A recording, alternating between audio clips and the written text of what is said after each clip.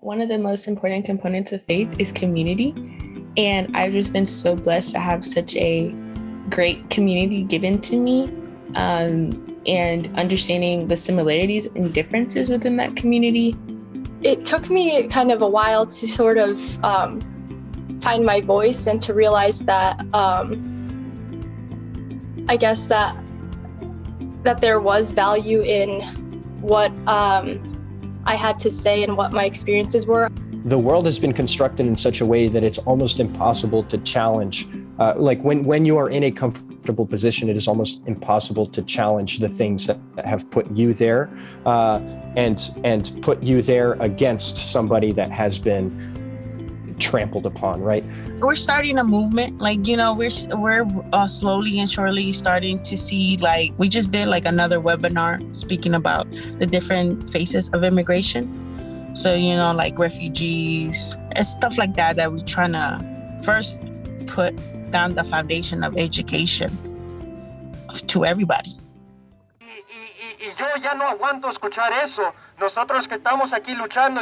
How can we embrace people and just do more than the bare minimum of representation of yes, being seen, and that could mean just putting someone in an ad or having someone in a video, but embraced where they have the opportunity to speak their mind and use their voice as a way to help with understanding amongst the community of what they're going through. I thought I knew what was going on. I thought I knew what the situation was. And then I got to the border and I realized that I seriously felt totally disarmed. Everything that I had learned before, everything I thought I knew was no longer really applicable. The stakes of the work that we are involved in it's not the same for everyone. For people of color or people with lived experiences or people with disabilities, or people with, all sorts of intersecting identities, this work can be incredibly exhausting and painful. DACA, the people are called dreamers. We are called dreamers, right? But we're not dreaming. We're actually working for something. I always take this approach of seeing the people inside the advocate. So I recognize that, we're not just advocacy tools, we are also human beings. And I think Francis is absolutely right to call into question structures of society as vehemently as he does, because I think we have totally gone off course. Pope Francis does such a good job of his explicitness. And I think as a Black woman, I kind of go back and forth about being explicit in things like that. Explicit is not always bad. People are just so divided. And I'm well, if you are a devout Catholic, then you should be with us, not against us.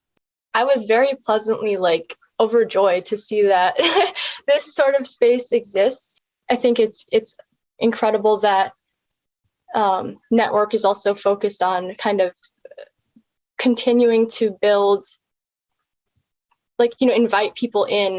Okay, so they're encouraging brave spaces, and then they also are able to recognize where they may or may not have holes. Oh, this is a need, but we have this, we don't know this. And I commend the organization for that. And so I'm super grateful to be a part of it. The values of the Catholic faith to, engage meaningfully with a spirit of humility, and the willingness to continuously learn and unlearn things that brings me a lot of hope. We have had the ultimate symbolic example, and I'm still waiting for humanity to recognize what that means. I feel the work is not done yet.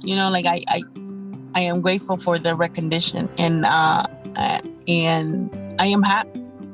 I'm happy to be recognized the way that I am, and it just makes me want to work harder to see more changes happen. That I could be a part of that change.